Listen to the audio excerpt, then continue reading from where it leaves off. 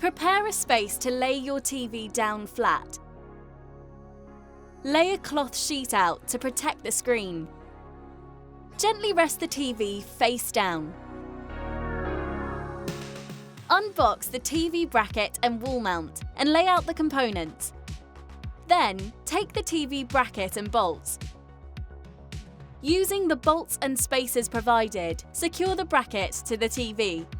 Ensure the orientation of the bracket is the correct way up. Be careful not to over-tighten the screws, as this could damage the TV. For stud wall installations, customers will need to locate the vertical stud work with a stud finder. Your wall mount needs to be fixed to the studs, not the plasterboard. All walls should be checked for power cables and pipes. Once satisfied with the planned wall mount location, position the wall mount on the wall. Check its level. Then mark the centre of the holes ready for drilling. Make a pilot hole in the centre of your fixing point marks.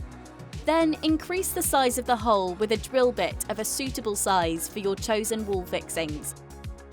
Use the spacers provided in the fixing kit between the screw head and the bracket.